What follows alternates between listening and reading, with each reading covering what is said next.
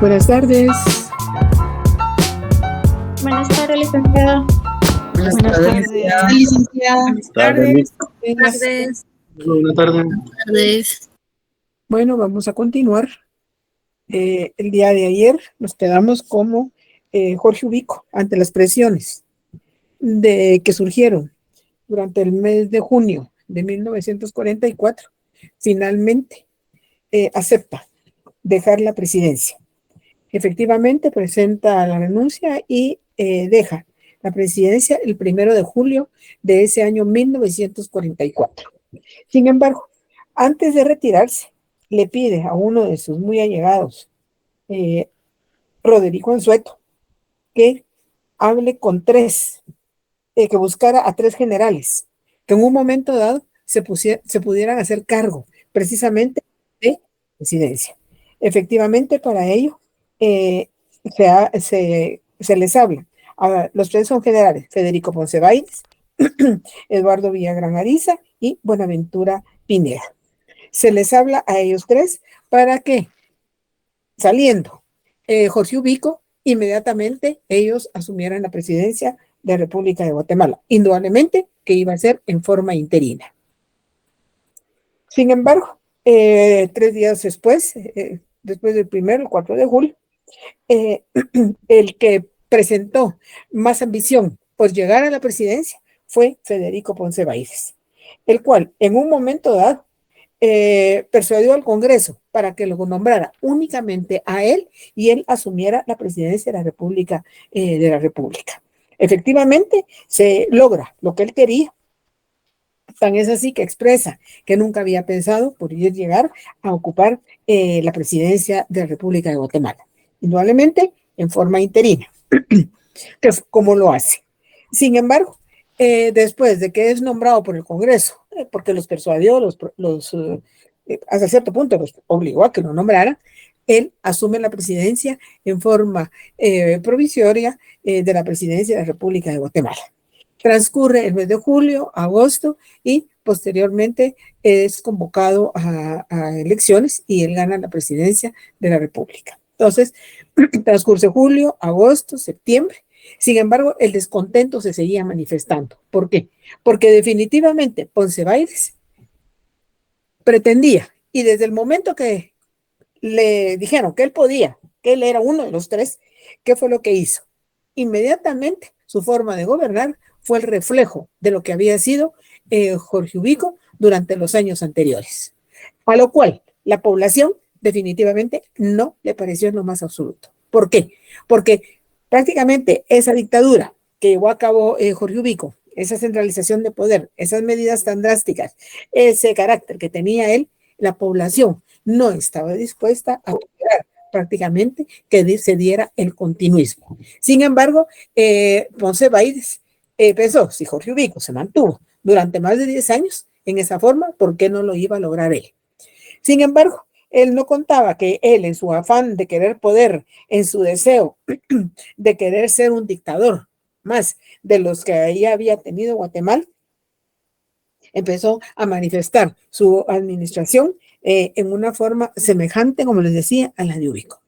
Como les decía, los ánimos no se apaciguaron, al contrario, cada vez había más descontento. El estudiantado de la Universidad de San Carlos de Guatemala, conjuntamente con el Magisterio Nacional, seguía manifestando. Seguían haciéndole ver la inconformidad que tenían hacia su forma de gobernar. Sin embargo, él pensó que utilizando la fuerza y la violencia y la crueldad y la misma forma que tenía Ubico, él iba a poder mantenerse en el poder. Sin embargo, como les decía, transcurrió agosto, septiembre, inició el mes de octubre. Sin embargo, el día 20 de octubre de ese mismo año, de 1944, prácticamente cuando amaneció, la ciudad prácticamente estaba totalmente, se había levantado en armas, lo cual fue el pueblo de Guatemala, pues sabía todos los guatemaltecos que el descontento era general, que había esa disposición de no aceptar más otra dictadura. Sin embargo, esa mañana del 20 de octubre, prácticamente se inician se llevan a cabo bombardeos que iban del cuartel de la Guardia de Honor, asimismo de Matamoros y del cuartel de San José, y hacia dónde iba, precisamente hacia la ciudad. ¿A quién? Dirigidos a Ponce Baides, que se encontraba en la presidencia de la República de Guatemala. Aparte, un grupo de estudiantes y militares jóvenes habían iniciado lo que va a ser esa marcha manifestando la rebelión, el descontento de no darle continuidad a esa indudablemente que la manifestación que se había dado inicialmente a mediados de junio de ese mismo año fue lo que realmente levantó los ánimos y lo que no permitió, y que fue un hecho trascendental, porque recordemos que ese 25 de junio un soldado mata a María Chinchilla, una maestra, y que lejos de apaciguar los ánimos, eso levantó aún más los ánimos, el descontento, y se mantenía presente realmente la actitud del ejército, cómo se doblegaba los intereses de Jorge Ubico. Asimismo, ya no van a ser solamente los estudiantes, el magisterio, sino que también se le van a sumar un grupo considerable de mujeres, amas de casa, en las cuales todas tenían el mismo parecer. ¿Cuál era el parecer? Quitar del poder al continuismo, que era Federico Ponce Baides. Sin embargo, Ponce Baides realmente él pensó que podía apaciguar los ánimos de la población, que podía controlarlos y que le iba a resultar a él hasta cierto punto fácil mantenerse en el poder. Sin embargo, para ese momento los ánimos se encuentran muy caldeados y ya no quieren saber absolutamente nada de quien ha llegado a la presidencia, que es Federico Ponce Baides. ¿Y qué era lo que pedían los manifestantes? Prácticamente todos los grupos exigían la libertad política. Ese sojuzgamiento que los había mantenido durante 14 años, o sea, el derecho a poder expresarse libremente, a leer lo que quisieran. Recordemos que Ubico, en su temor perdón, de que el comunismo prohibió la entrada de lo que él decía, libros subversivos, libros que provenían de la Unión Soviética, no podían entrar, no podían comercializarse, mucho menos leerse. Entonces, ¿qué pedían? Libertad, quería la población, querer enterarse y por ellos mismos definir realmente su ideología, qué era lo que pensaban de aquellos documentos que estaban entrando a Guatemala. Aparte, ya les mencioné cómo Ubico reduce los salarios de los guatemaltecos. Entonces, ¿qué pedían? Nuevamente, procurar esas mejoras salariales que realmente habían dado como origen el que se levantaran los diferentes grupos de la sociedad guatemalteca. Entonces, realmente ya no querían, habían muchas acciones, muchas actividades que se habían echado a andar durante el gobierno de Ubico y que ahorita venían todos los guatemaltecos a exigir sus derechos. Allá no más, más cobro de tributos, que no fueran en forma de una vez iban en contra, se los elevaron de tal manera, pero era tan contradictorio todo, porque los salarios bajaron y los impuestos subieron. Entonces, ¿cómo poder pagarlos? Y todo eso que llegó al descontento de toda la población, en la cual, sí, hasta así antes de junio, en el sector rural, en el área rural, no habían participado mucho. Para este momento prácticamente ya se habían unido todos y que era lo que pedían, quitar del poder a Federico Ponce Baires. Sin embargo, hay que tomar en cuenta que para ese momento prácticamente se está llegando casi al final de la Segunda Guerra Mundial y Estados Unidos había logrado salir adelante, ganar la guerra conjuntamente con Inglaterra y Francia. ¿A quiénes? A los alemanes, italianos, y lo cual, recordemos que como Ubico le dio apoyo al gobierno norteamericano, prácticamente como que se sentían también victoriosos de algo que realmente iba totalmente irónico, enfrentarse a una potencia como era Alemania. Sin embargo, cuando se sabe del triunfo, no cabe duda que la América y principalmente Centroamérica tenía varias dictaduras. Ya se los mencionaba el día de ayer, habían dictaduras, la de aquí de Guatemala, la de Honduras, Nicaragua, la Dominicana, Venezuela, dictaduras que realmente lo único que hicieron fue levantar los ánimos de todos los centroamericanos, en este caso, ¿verdad? Y que era lo que pedían, ya, dejar atrás las dictaduras e instaurar gobiernos democráticos. Sin embargo, ante la situación estaba por concluirse la Segunda Guerra Mundial, las dictaduras, que los pueblos que pedían votar esas dictaduras, instaurar gobiernos democráticos, Roosevelt, que era el que gobernaba Estados Unidos, ¿qué es lo que hace? Poniendo de manifiesto y lo que se deseaban, instaurar democráticas, entonces se elabora un documento, lo que es la Carta del Atlántico. La Carta del Atlántico, que era lo que se pedía y era contiene las reivindicaciones como por ejemplo la libertad de palabra, la libertad ideológica, la libertad del temor y la libertad a la miseria. O sea que pedían, que era lo que desvengaban, que lo que exigían a las autoridades y a todos aquellos lugares donde habían dictaduras y lo que daba como consecuencia ya dejar la Segunda Guerra Mundial y toda la población, todos los habitantes de todo el mundo exigir sus propias libertades, que es lo que contiene prácticamente la Carta del Atlántico.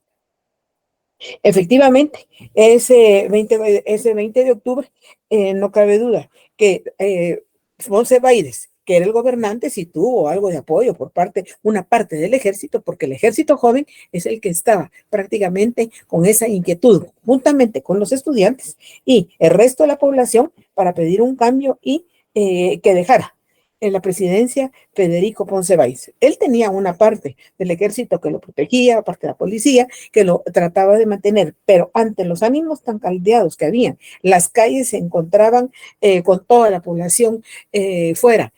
Tan es así que, por ejemplo, los grupos de scout y muchachos guías salieron también a la calle ayudando a que en la dirección del tránsito, que no hubiera mayor caos, que lo pudieran manifestar libremente. Y en un momento dado, ¿qué fue lo que le quedó a Ponce Biden? Nos quedó más que decidir y renunciar a la presidencia de la República de Guatemala. En ese momento que renuncia Federico Ponce Báiz, como les decía, ya Jorge Ubico había salido del país, se lo facilitó la embajada británica a los Estados Unidos y ahí se quedó indudablemente. Sabía y estaba al tanto de cómo se daba la situación aquí en Guatemala. Efectivamente, concluye su periodo Federico Ponce Báiz y en ese momento se va a formar una junta revolucionaria. ¿Quiénes van a integrar la junta revolucionaria? Van a ser 2 militares, Francisco Javier Arana y Jacobo Arbenz Guzmán, y un civil, que era Jorge Toriello. Entre ellos, prácticamente, es lo que van a formar esta junta revolucionaria que va a marcar el inicio de una nueva etapa para Guatemala. O sea, ¿qué es lo que buscan? Un cambio, dejar atrás una dictadura más de las tantas que había tenido Guatemala. Ya les he mencionado, claro, que iban numéricamente en merma por los años, comenzando por la de Rafael Carrera, 30 años, luego se siguió la de Manuel Estrada Cabrera, 22 años, y aquí fueron 14 años. Pero una dictadura, indudablemente, ¿qué representa? Perder totalmente las libertades, toda la ciudadanía. Y no cabe duda que en este caso de la dictadura de Jorge Ubico, pues fue más drástica, en lo cual había mucho resentimiento por parte de la población. Se asume la Junta Revolucionaria, les decía, Arbenz, Arana y Toriello. ¿Y qué es lo primero que van a hacer? Definitivamente, Ubico había totalmente, a pesar de que inició la presidencia a través de una elección popular y lo logró. Se reeligió y posteriormente ya él dispuso y se centralizó en él el resto de los años el poder. Entonces, ¿qué había que hacer? Convocar a una asamblea nacional constituyente para retomar el proceso constitucional que había quedado totalmente truncado con las reelecciones que llevaba a cabo Jorge Ubico y que en un momento dado Ponce Báiz le dio continuidad. Sin embargo, en la nueva constitución, lo que es urgía nuevamente retomar el proceso constitucional, urgía de establecer las libertades de los guatemaltecos y volver nuevamente a que Guatemala se recuperara de esa dictadura y salir adelante en progreso, en desarrollo, en bienestar para la población. Efectivamente, es concluida en marzo de 1945 y prácticamente dentro de ella marca una nueva etapa para Guatemala, como les decía. Sin embargo, en los puntos más importantes de la Constitución del 45, ¿cuáles van a ser?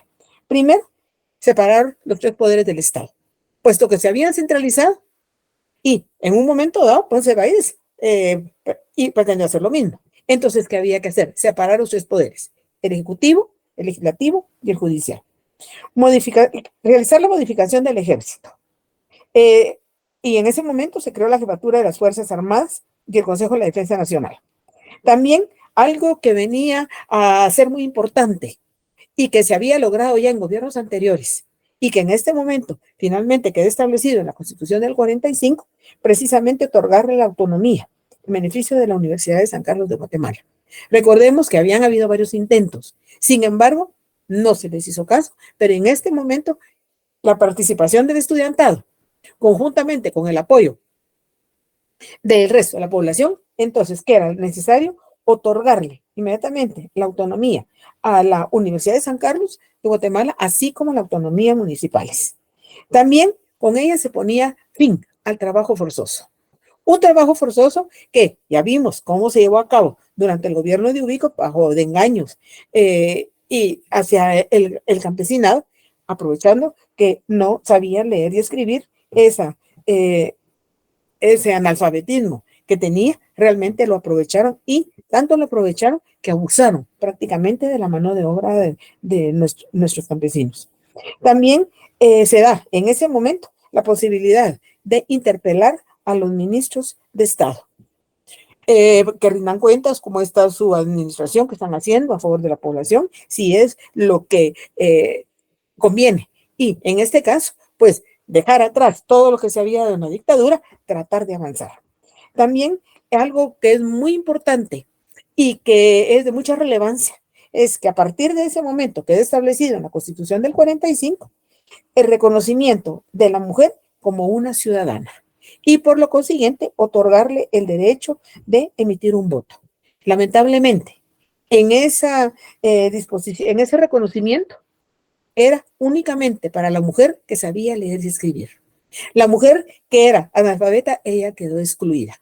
Aún así, que fue un sector de la población bastante grande, pero el hecho de permitirle a reconocer a la mujer ya como una ciudadana y que emitiera el voto, aunque sea solo la que sabía leer y escribir, que era un grupo relativamente reducido, pues ya era bastante lo que se había logrado, tomando que con anterioridad estaba totalmente vedado el derecho de las mujeres.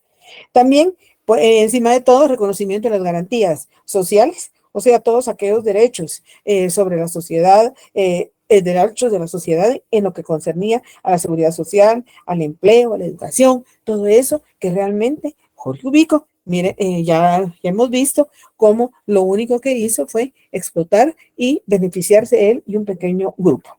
Así también recordemos que la división por departamentos se había dado en el gobierno de José Rufino Barrios. Sin embargo, en este momento se define nuevamente y quedan establecido totalmente la división política de la República de Guatemala. No cabe duda que a esta revolución, a esta constitución de 1945 se le cataloga como una constitución muy avanzada para la época, moderna, para el momento que se llevó a cabo y que definitivamente, que era lo principal, que era lo que se buscaba, realmente que Guatemala entrara en una nueva etapa de desarrollo, de progreso y que saliera adelante después de la imposición de esa dictadura de la que había sido objeto durante más de los 18 años en la que estuvo en el poder Jorge Ubico. Indudablemente que es una constitución avanzada y democrática por encima de todo. Dime, Nancy. Sí, buenas tardes, licenciada. En esta revolución se sentaron las bases para lo que fue el Instituto de Seguridad Social de Guatemala, el IX, ¿verdad? Sí, ahorita voy ahí. Efectivamente, queda establecido, como les decía, en la Constitución, realmente reconocer los derechos de toda la población. Y dentro de los derechos era lo que era, como les decía, el seguro social, ya les decía, ya no más trabajo forzado, el empleo, que fuera o justa remuneración del trabajo y educación para todos los ciudadanos. Definitivamente, recuerden, en el primer gobierno liberal que se estableció que la educación iba a ser laica, gratuita y obligatoria. Claro, el papel todo lo aguanta. Y hasta este momento, ya ven que lo ratificó Barrios, nuevamente se vuelve a decir aquí, y en este momento sigue eso, pero ¿será que realmente las autoridades cumplen y les interesa que realmente toda la población tenga educación, sea beneficiada con fuentes de trabajo? Vemos que, claro, lo hemos vivido, y no solo este último proceso electoral y los anteriores, que es lo que ofrecen los candidatos: trabajo, trabajo, trabajo. Llegan al poder y de lo que menos se preocupan es realmente de abrir nuevas fuentes de trabajo. Y efectivamente aquí decía la Constitución, y por eso les decía, de ahí la razón por la cual se dice que esta fue una Constitución muy avanzada para su época y por encima de todo democrática. Bueno, ¿alguien más? ¿Alguna otra pregunta? Quedó lista la Constitución. Se estableció que la calidad de la Constitución. Sin embargo, cuando se tiene conocimiento que únicamente se le otorga la ciudadanía a la mujer y se le da el derecho de voto a la que sabía leer y escribir, muchos sectores de la población apelaron para que fuera incluida toda la población femenina, para que todos, indistintamente que supiera leer o no, supiera escribir o no, fuera incluido dentro de ello. Lamentablemente no se logró en ese momento, sino que más adelante, como vamos a ver después. Saliendo de la Constitución, ¿qué era lo que primero que había que hacer? Prácticamente convocar a un nuevo proceso electoral, que se presentaran candidatos para ver quién iba a ocupar la presidencia de la República de Guatemala. Efectivamente, se convocó a elecciones y dentro de los candidatos que iban a presentarse, se pensó, bueno, como habían libertades, entonces empiezan a surgir partidos políticos. Vemos como, por ejemplo, surge el Frente Popular el Libertador, el Partido de Renovación Nacional, y ya cada uno va en los diferentes partidos, que es lo que van a hacer, postular candidatos. Y se piensa que un candidato que puede ayudar, que puede sacar adelante a Guatemala, a hacer efectivo lo que quedó establecido en la Constitución de 1945, es Juan José Arévalo Bermejo. Juan José Arévalo Bermejo había tenido que salir al exilio desde el año 1937 debido a que no participaba de la forma de gobernar de Jorge Ubico, y que fue lo que hizo. Mejor se fue de Guatemala, se fue a México, posteriormente pasó a la Argentina, donde pasó a constituir un gran ilustre pedagogo, en el cual por eso se le daba el título de doctor.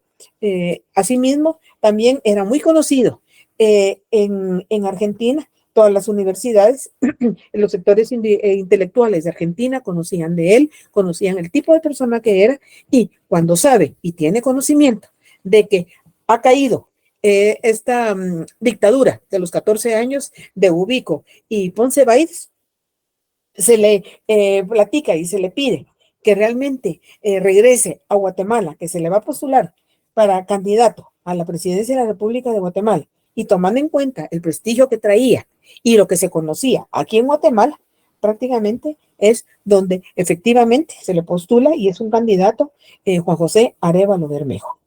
Indudablemente que en su candidatura manifestaron su apoyo, y les pareció, por ejemplo, los diferentes sindicatos, diferentes grupos políticos, agrupaciones culturales, estaban de acuerdo y sí participaban de que era necesario una persona con mucha formación intelectual, una persona con mucho conocimiento, y que por encima de todo tuviera el deseo de proyectarse socialmente y sacar adelante a Guatemala.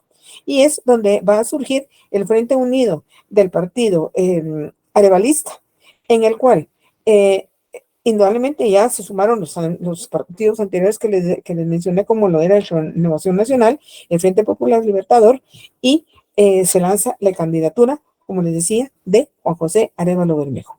Por aparte, había también un candidato que era Adrián Recinos, que era el candidato por el presidente que había salido, Ponce Báez. Indudablemente entran a la contienda, y efectivamente se lleva a cabo la elección en diciembre, se lleva la convocatoria, luego se lleva a cabo la elección y efectivamente sale electo Juan José Arévalo Bermejo. Ahora bien, indudablemente que estaba por concluirse la Segunda Guerra Mundial. O sea que seguía aquella convulsión política en el resto del mundo. Y principalmente sabemos que si la Primera Guerra Mundial fue muy nociva para Europa, en la Segunda Guerra Mundial ya participó Estados Unidos, y vemos cómo prácticamente hablamos de una Segunda Guerra Mundial con mucha más crueldad de la que se había dado la Primera Guerra Mundial, con un desarrollo bélico mucho mayor, y que efectivamente trajo gran mortandad de personas, porque no vamos a decir solo de una u otra nación, fue gran mortandad de personas las que se llevan a cabo en esa Segunda Guerra Mundial. Sin embargo, cuando se estaba todavía en ese ínterin de que ya estaba por concluir la guerra, es donde en San Francisco va a dar lugar el nacimiento de lo que va a ser la Organización de las Naciones Unidas. ¿Qué es lo que y por qué es que nace esta Organización de las Naciones Unidas? Definitivamente, porque lo que se pretende es que de ahí en adelante tratar de evitar por todos los medios llegar a una guerra mundial posteriormente. Hemos visto que se han dado muchas acciones, se han llevado muchos enfrentamientos que van, no hace mucho. Estamos ahorita, por ejemplo, recordemos del año pasado, donde se da la guerra entre Rusia y Ucrania y que se tenía el temor de una tercera guerra mundial. Entonces se está mediando las Naciones Unidas precisamente para no llegar a una tercera guerra mundial, porque si la segunda ya ocasionó tanta mortandad, la Segunda Guerra Mundial, sabemos que salió, ahí sí que fue mundial porque fue de todos, entonces una tercera realmente hasta ni pensarlo era bueno para llegar a establecer una tercera guerra mundial. Aparte, en Latinoamérica se pretendía, ya lo decía, se decía con anterioridad, votar todas las dictaduras y llegar nuevamente a procesos democráticos en los cuales seguían, por ejemplo, habían dictaduras y una de las más largas que ha habido fue la de Somoza en Nicaragua.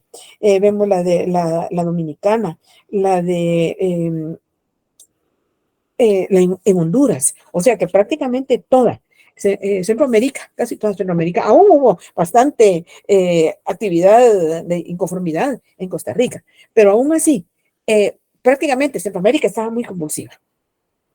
Asume en el 45, en marzo del 45, Juan José Arévalo Bermejo. Claro, no podía dejar por un lado todo lo que se daba en el resto del mundo. En el momento que asume Juan José Arévalo Bermejo, ¿qué es lo que dice?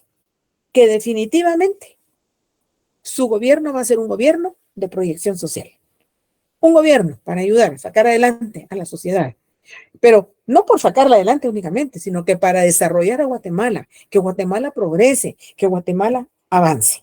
Efectivamente, vemos que como en el momento que asume Juan José Arévalo Bermejo, van a asumir también, por ejemplo, en el legislativo, algunos jóvenes que estuvieron en la lucha, que esos movimientos revolucionarios para llevar a cabo las acciones del 20 de octubre de 1944, y van algunos a estar dentro del gabinete de gobierno de Arévalo y otros en el Congreso. Vemos, por ejemplo, Manuel Galich, por ejemplo, vemos también a Guillermo Contreras, un joven que llegó al Congreso de la República, pero un joven con deseo de cambiar, con deseo de ayudar a la sociedad de Guatemala, lo cual representó, y lo que se buscaba prácticamente era un cambio total de lo que se había dado en los años anteriores. Una de las primeras medidas que va a adoptar Juan José Arévalo al llegar a la presidencia es convocar a lo que va a ser reuniones en el Triángulo de Escuintla. ¿Qué era lo que pretendía con ello? Prácticamente unir organizar a los trabajadores, a los sindicatos, a las autoridades, a los dueños de todas de las propiedades, de las grandes fincas que existían, y pedirle su parecer, qué era lo que querían, qué pretendían para sacar adelante a Guatemala. Se habían visto tan oprimidos durante la dictadura, entonces el sentir de todos los guatemaltecos. Y no cabe duda que dentro de las peticiones que surgían estaba, por ejemplo, primero, incrementar los empleos que se habían dado despidos. No solo incremento de empleos, que los empresarios realmente abrieran nuevas oportunidades de trabajo. Asimismo, que los salarios fueron mejorando, tomando en cuenta que ubico que hizo reducirlos, entonces mejorar los salarios. También, y por encima de todo, ya la Constitución del 45 estableció que les permitiera y desarrollarse, organizarse. No solo para damnificar a Guatemala, a los empresarios, a los patronos, no, sino que organizarse y demandar sus derechos. Y es efectivamente cuando van a hacer el Código de Trabajo. El Código de Trabajo que se va a llevar a cabo en 1948, es promulgado por el Congreso de la República, el legislativo, pero indudablemente, ¿quién fue el que estuvo pendiente que se hiciera eso para beneficio de los trabajadores? Precisamente Juan José Arévalo Bermejo, dentro de este primer gobierno revolucionario, como se le denominó. También es en ese momento cuando es donde va a surgir el Seguro Social. Y a las bases, recordemos, las había sentado Carlos Herrera. Luego, los demás gobiernos se preocuparon de otras acciones y fueron abandonando aquello. Entonces, ¿qué dijo Juan José Arévalo de Bermejo? Lo dijo desde el principio, su gobierno iba a ser de proyección social. Entonces, efectivamente, da lugar el nacimiento del Seguro Social en el año 1949, que es lo que se conoce como el Instituto Guatemalteco de Seguridad Social. Asimismo, también, entre otras instituciones que nacen, el Banco Central, que había sido creado con anterioridad y para este momento ya se va a denominar únicamente como Banco de Guatemala. O sea que aquí vemos dos grandes logros: la implantación del Código de Trabajo y del Instituto Guatemalteco Social. Ahora bien, en el momento que nació esos dos, el Código de Trabajo y el Instituto Guatemalteco de Seguridad Social, definitivamente ahí vemos lo que un día dijo Juan José Arévalo al asumir la presidencia de la República, que iba a ser un gobierno de proyección social. Si en este momento Arévalo, no les digo que se levante donde está, con solo que abra un ojo y mire la situación que está viviendo, por la que está atravesando el Instituto Guatemalteco de Seguridad Social, tengámoslo por seguro que vuelve a caer muerto. ¿Qué decía Arévalo? Y por eso fue que se creó el Seguro Social. Arévalo decía que Guatemala era un país enfermo y que si Guatemala quería salir adelante y si tenía que salir adelante, primero que todo había que velar por la salud del guatemalteco. ¿Será que la misma idea tienen los gobiernos que continuaron después de él? No, al contrario. No les interesa un pueblo sano. ¿Cómo es eso? ¿Cuántos años han transcurrido? ¿Cuántos hospitales realmente tiene Guatemala para esta gran población de más de casi 17 millones de habitantes? Lo que tiene es nada. Claro, todos los candidatos, si retrocedemos de la última campaña electoral para el momento que se truncan los gobiernos revolucionarios, todos que lo ofrecen, salud.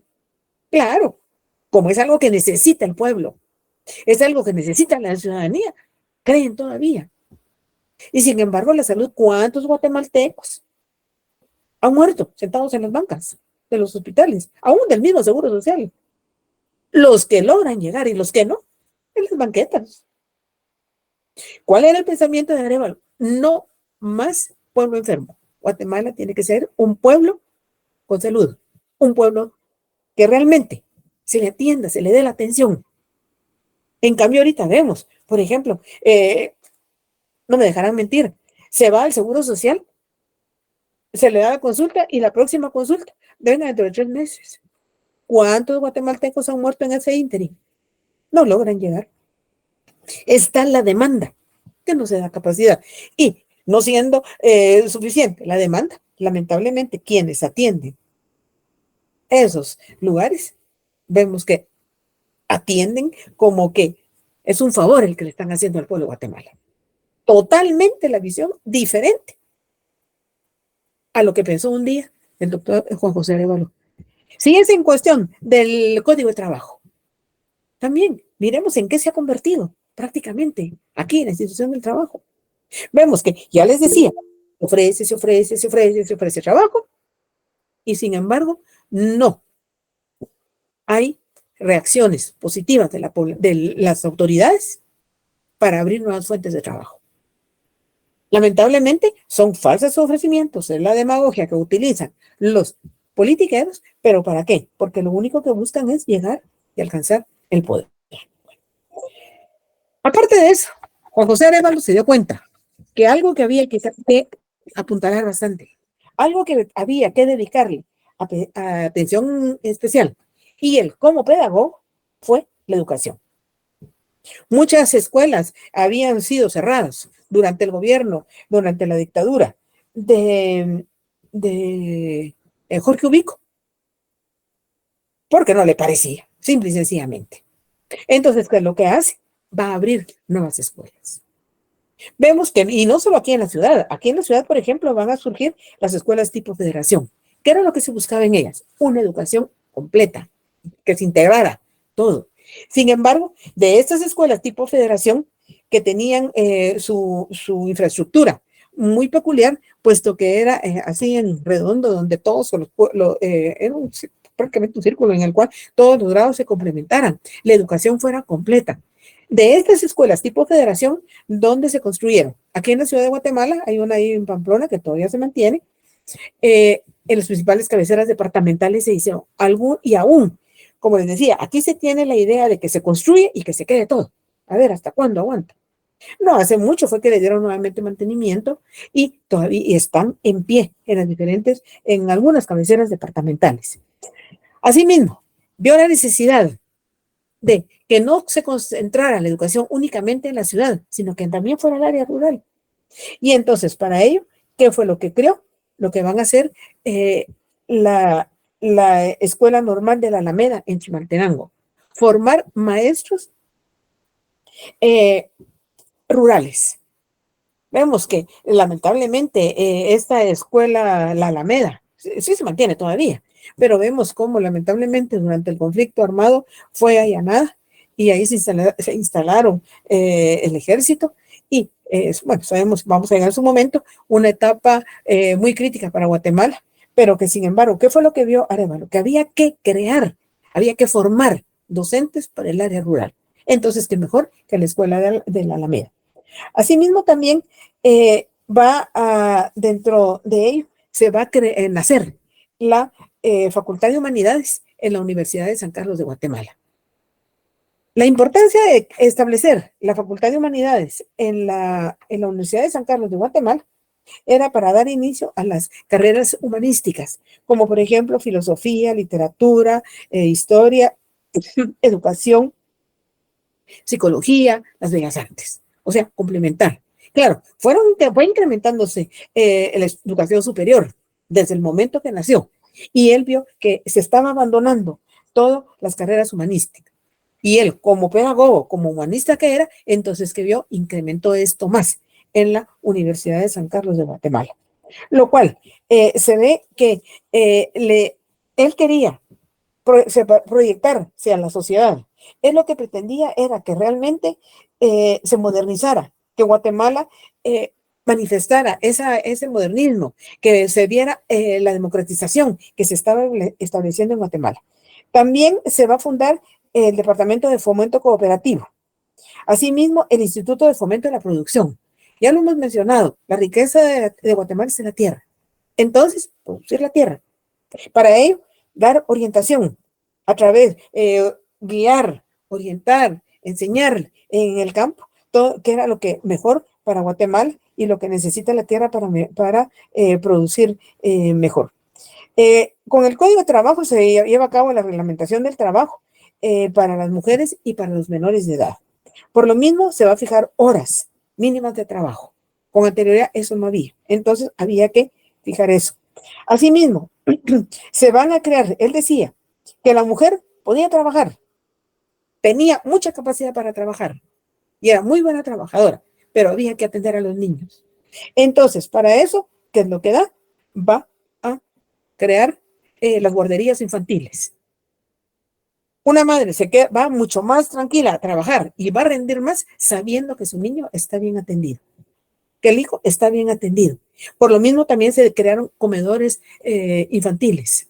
Lamentablemente, de las guarderías infantiles, ya que fueron desapareciendo, lamentablemente nos cuesta realmente, nos ha costado ver en un momento dado dónde dejamos a los niños. Hay que cumplir con el trabajo, hay necesidad del trabajo, pero también hay que atender a los niños. Y eso lo veía él como fundamental.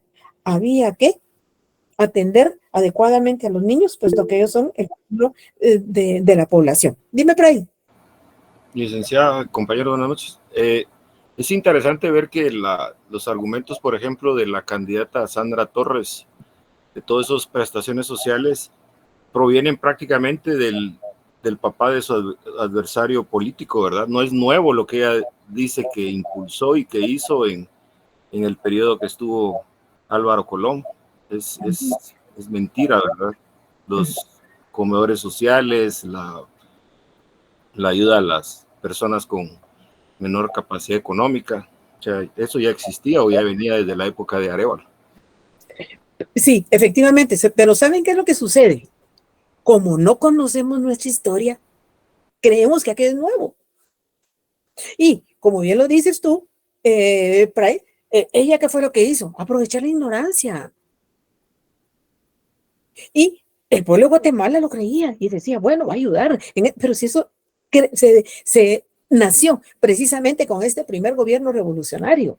Lo que pasa es que como no conocemos nuestra historia, no sabemos qué es lo que se ha dado, entonces aquello lo tomamos como novedoso, lo tomamos como que es algo que apenas está surgiendo, pero eso es totalmente falso porque no conocemos nuestra historia. Entonces, como les decía, se aprovecha de esa ignorancia y lamentablemente dentro de la ignorancia se cree todo ello. Pero, ¿qué era, repito, qué era lo que decía Juan José Arévalo? La mujer tiene mucha capacidad de trabajo, pero necesita saber que sus niños, sus hijos están bien atendidos. Ahí están las guarderías infantiles. Lo que son las casas, la casa del niño, que ahorita hay una, dos, tres, por ahí. Y que entrar a una casa del niño es toda una odisea, casi como entrar a la Universidad de San Carlos de Guatemala. ¿Por qué? Porque los siguientes gobiernos, en lugar de abrir más centros de esta naturaleza, han ido cerrando. Los comedores infantiles, por ejemplo, cerraron. Entonces, ¿qué? La mujer trabajadora se encuentra con, ¿y ahora qué hago? ¿Y dónde pongo el niño? Y vemos que con el correr del tiempo todo ha subido de tal manera que es inaccesible. Y luego, la persona sin valores, sin nada, el riesgo que corre una madre dejando a los niños con una empleada. Entonces, todo eso ya existía, pero los gobiernos no les interesaba a los posteriores. Entonces fueron cerrando, fueron quitando ello. Claro, cuando llega Sandra, ay, es un gran apoyo. Mentira, eso ya existía. Asimismo, también, lleva a cabo una reforma educativa y como les decía, se construyen escuelas no solo aquí en la ciudad de Guatemala, sino que también en el interior de la República. Ve la necesidad realmente, si se están creando escuelas, se quiere educar a Guatemala, a la población, entonces ve la necesidad de crear una editorial para libros científicos y es donde van a ser la editorial José de Pineda Ibarra. Una editorial que llevó a cabo la edición de libros, por ejemplo, de personajes de Guatemala, literatos, historiadores y demás. ¿Dónde está esa editorial ahora? No cabe duda que a los gobiernos que les interesa que seamos un pueblo ignorante. Y lejos de eso, ¿para qué leer? Ay, Dios, ¿por qué nos ponen a leer? Miremos, la educación ahorita está tan deficiente. Si no sabemos qué es lo que ha sucedido en Guatemala. Y por eso les decía al inicio, tenemos que conocer nuestra historia para no volver a cometer los mismos errores del pasado. Entonces, él vio la necesidad de crear esta editorial para libros científicos. Como le repito, ¿dónde está ahorita?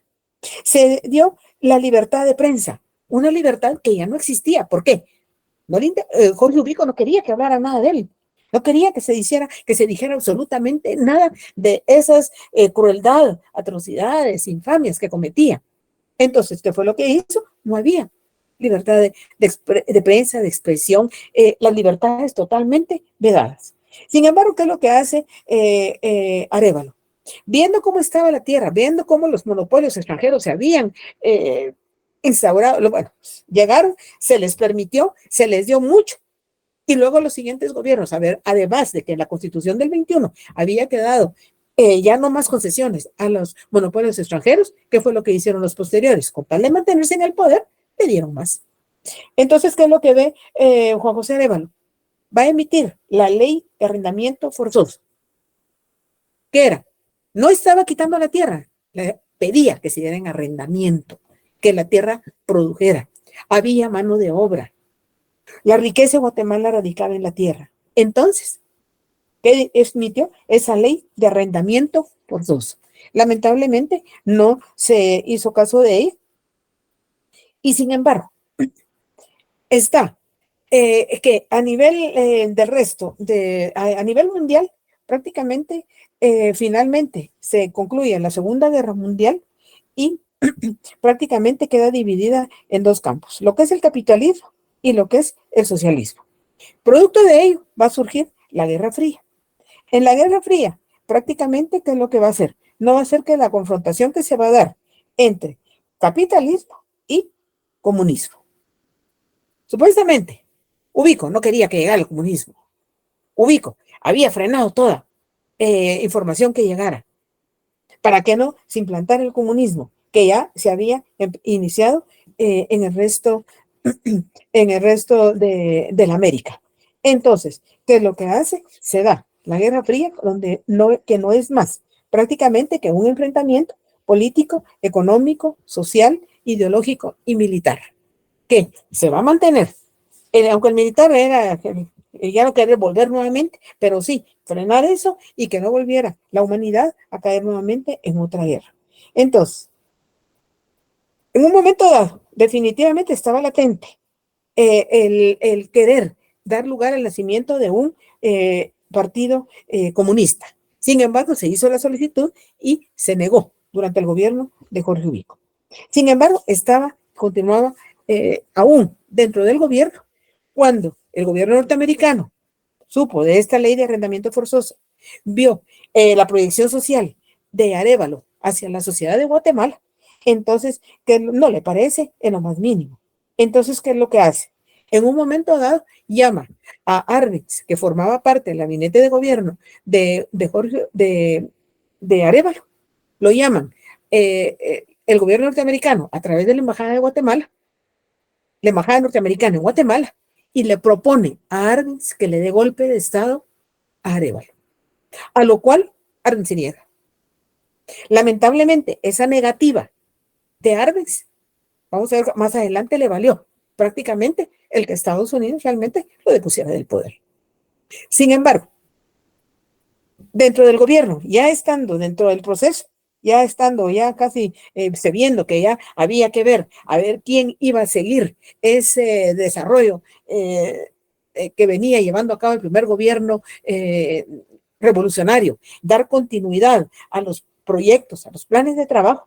Entonces, dentro del gobierno de Arévalo se encontraba como ministro de Defensa, como les decía, Jacobo Arbenz Guzmán. Y luego tenía también el cargo de jefe de las Fuerzas Armadas, Francisco Javier Arana.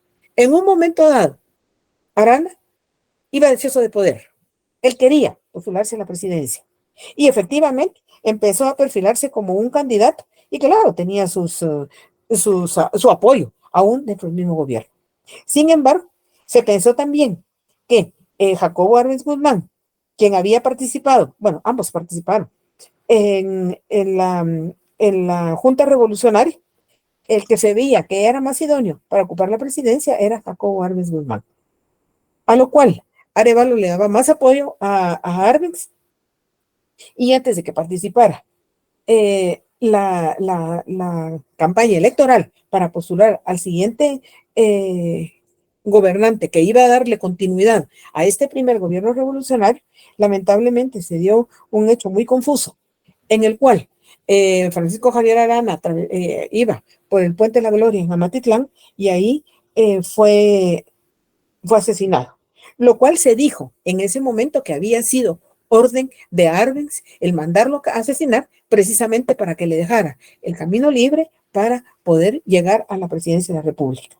También en otro momento se dijo que no había sido solo Arbenz, sino que con el apoyo del gobierno de Juan José Arévalo, en el cual precisamente no le convenía a sus propios intereses y entonces fue mandarlo a asesinar, lo cual fueron conjeturas realmente. Sin embargo, se convoca elecciones y efectivamente en 1951 va a salir electo Jacobo Arbenz Guzmán.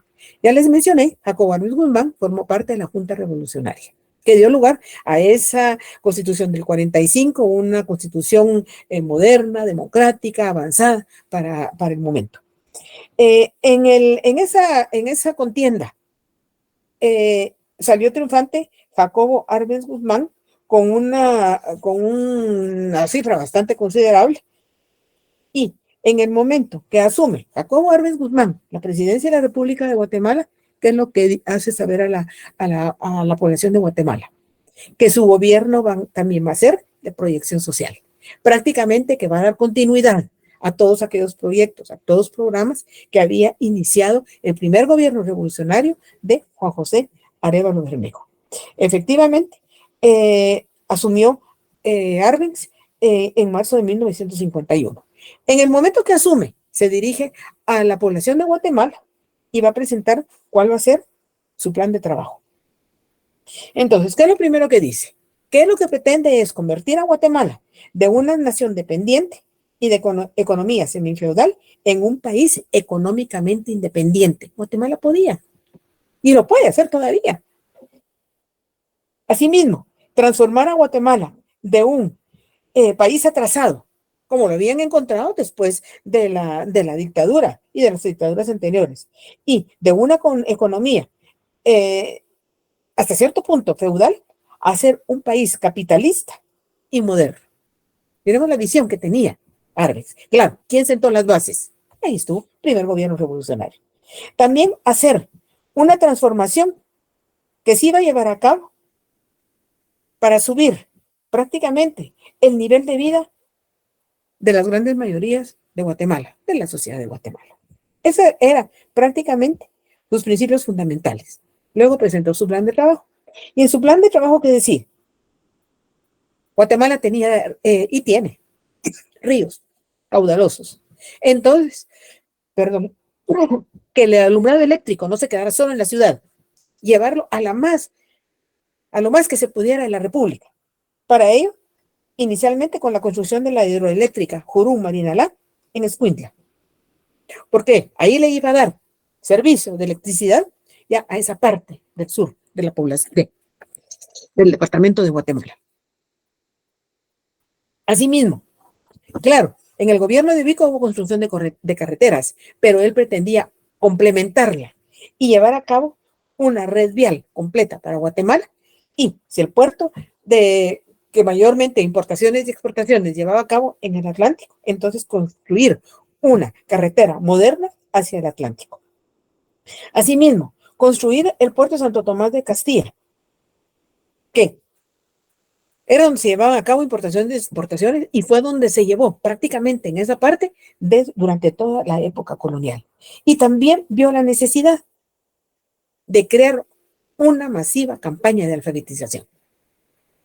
Arévalo formó maestros, nacieron escuelas, hubo muchas escuelas, darle cobertura a toda la población. Pero recordemos que no solo estaba el niño, había muchos adultos. Entonces, para eso, llevar a cabo una campaña masiva de alfabetización. Indudablemente que este plan de trabajo de Arbenz no le gustó. Bueno, perdón. Y finalmente, ver qué se hacía con la tierra. Entonces, una reforma agraria. Mas no es la primera reforma agraria, ya se habían llevado a cabo con anterioridad, a conveniencia de las autoridades, indudablemente. Luego ya les decía, Arévalo estableció la ley de arrendamiento forzoso, que fue el antecedente de lo que después iba a venir a ser la reforma agraria o decreto 900.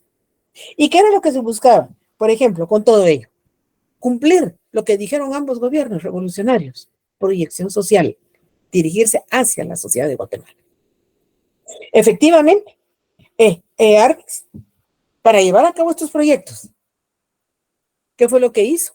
Solicitar préstamos. Porque si vemos, por ejemplo, la construcción de la hidroeléctrica conllevaba mucho gasto. La construcción de carretera, de un puerto, no tenía suficientes fondos. Guatemala. Entonces, ¿qué hizo? Solicitó préstamos. En el momento que Arbenz lo solicitó, automáticamente se le cancelaron. ¿Pero quién lo canceló? ¿Dónde estaba? ¿A dónde se dirigían esa solicitud del préstamo? Estados Unidos. Ahí está el Banco Mundial. Se le negaron. Entonces, ¿qué se ve ahí? Como el gobierno norteamericano empieza a pasarle la factura a Arbenz de lo que un día le propuso, porque no le convenía al gobierno norteamericano, le propuso a Arbenz que le diera golpe de Estado a Arévalo. Como les decía, él se negó. Y aquí ve la negativa. Primera negativa. En el momento que se establece la ley de reforma agraria o decreto 900, ¿Qué perseguía? Utilizar todas aquellas tierras que estaban abandonadas, todas aquellas tierras que no producían. ¿Y quién tenía muchas tierras que no producían? Ahí está, la UFCO. Tierras que le fueron donadas, ya les decía, casi en su totalidad el departamento de Izabal. Luego viene los siguientes gobiernos, le dieron más. Ya vimos cómo Ubico le dio tierras de Tiquizate, ahí en la costa sur. Claro, la UFCO llegó a ser uno de los grandes monopolios, principalmente en la América, porque aquí tenía controlado prácticamente toda Centroamérica. ¿Y qué fue lo que hizo? Prácticamente ver qué tierras no producían. Si no producía, bueno, entonces a ver, quitemos esas tierras. Y prácticamente darla. Había mucha mano de obra que podía trabajarla, tenía el deseo de trabajar y sacar adelante. Y en ese proyecto de reforma agraria, definitivamente, ya lo decía, hacer de Guatemala país capitalista, una región realmente, un país moderno. Pero para eso todos teníamos que contribuir, toda la población tenía que contribuir. Lamentablemente, cuando se tocó los intereses norteamericanos, entonces, ¿qué fue lo que hizo? Empezarle a poner tropiezos. Y uno de los primeros, ya les decía, canceló la solicitud de los préstamos. ¿Y qué era lo que decía Arbenz? Había que llevar una nueva distribución de la tierra. Había que los grandes latifundios que no eran cultivados, o bien que eran propiedad del Estado, pues hacerlo producir, repartirlo. ¿Qué era que quería él? Sacar adelante a Guatemala. Y lamentablemente, como les decía, la población lo recibió bien. Quería ese, pero no convenía a los intereses norteamericanos. Entonces, ¿qué fue lo que hizo? Empezarle, como les decía, a tener tropiezos y que no lograra avanzar. Prácticamente habían grandes haciendas que eran producto que venían desde la colonia. Recuerden que yo les mencionaba cómo se dieron la tierra de aquí a donde alcanza la vista. Imagínense. Eran cantidades grandísimas. Y en un momento dado, ¿qué fue lo que se dio? Lamentablemente, en el año 1900, Arbenz asumió en el 51. En el 53, prácticamente el gobierno de Arbenz estaba dividido en dos. El sector joven, que lo apoyaba, y los militares viejos, que realmente venían todavía con la idea de Ubico, que no le dieron ayuda. En un momento, la juventud militar del ejército le ofreció ayuda a Arbenz, le dijo que realmente se miraba que el gobierno norteamericano lo estaba boicoteando, que la población estaba de acuerdo en ayudarlo, que lo querían mantener en el poder, y le pidió que en un momento dado se adiestrara a la población, que aunque hubieran enfrentamientos, lamentablemente Arbenz que dijo que no quería haber confrontamientos en la sociedad guatemalteca. Por aparte, la Iglesia Católica, que en ese momento su máxima autoridad, el arzobispo, era Mariano Rosell Arellano, prácticamente va a divulgar lo que es la carta pastoral contra los peligros del comunismo en Guatemala. Entonces, vuelve a redundar en el comunismo. ¿Y qué? Es malo. ¿Por qué? Porque el comunismo es malo. Y tan así que el arzobispo Rosell y Arellano lleva a cabo una marcha en la cual se toma como símbolo al Cristo de Esquipulas y sale desde la Basílica de Esquipulas en Chiquimul.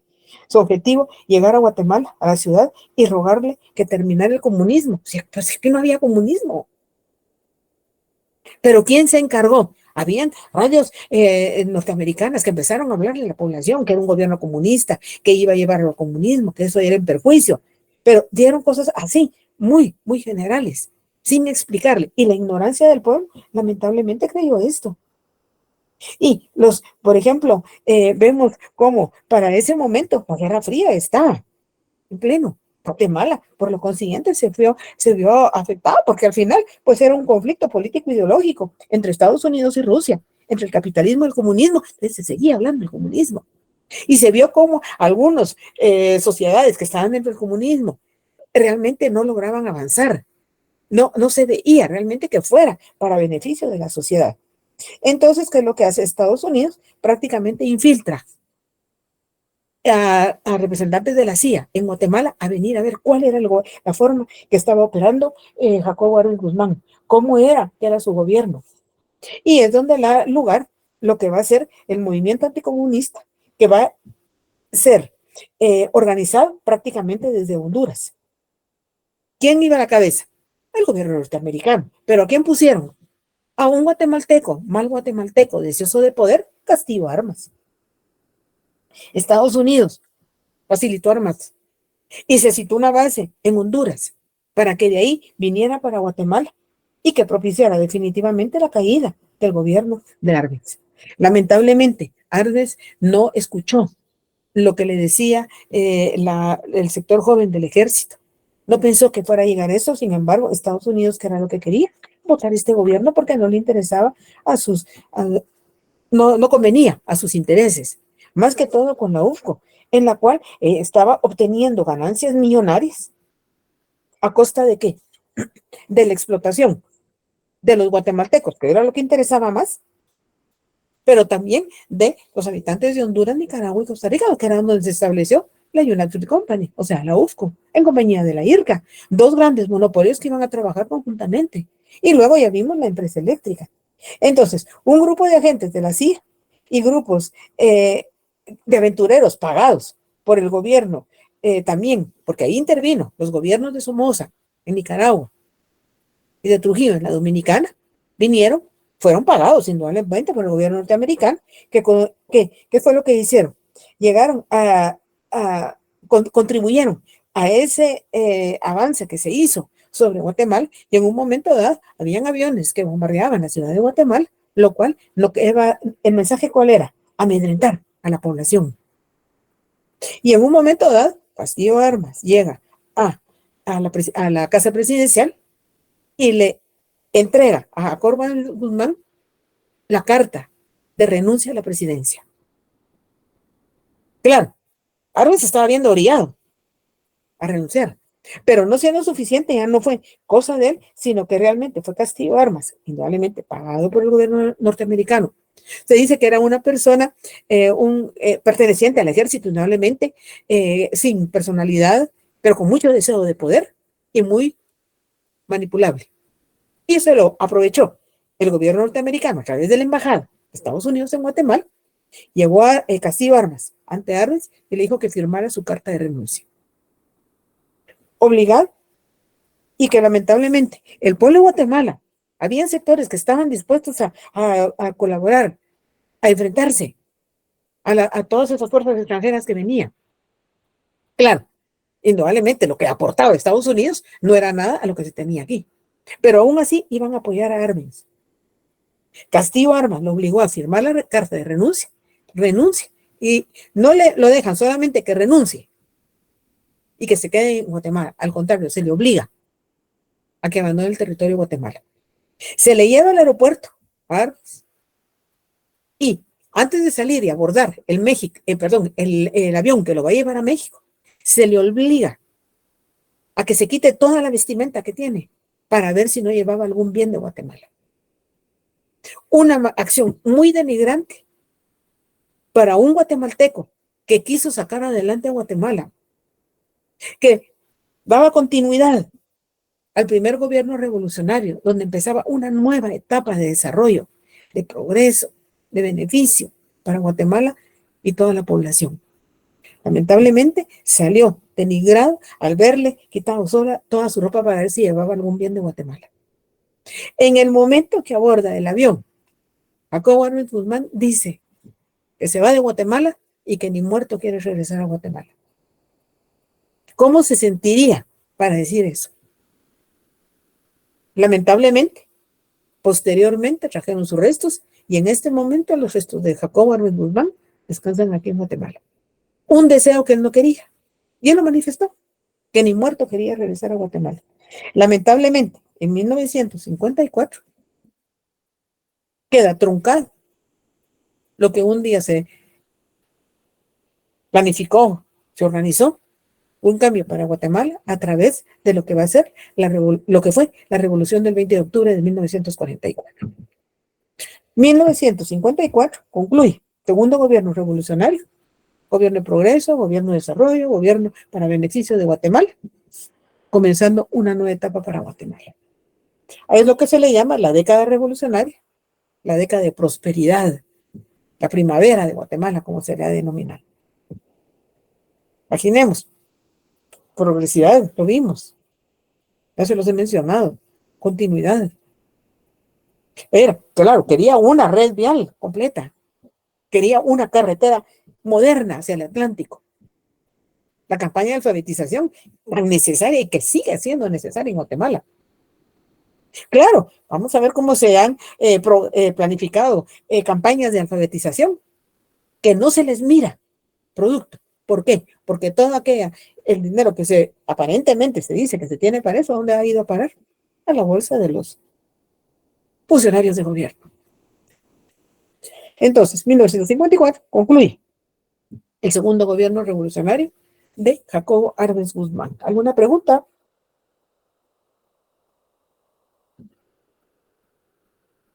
¿Comentarios? Bueno, aquí estamos, si se dan cuenta, hasta dónde vamos ahorita con la historia de Guatemala.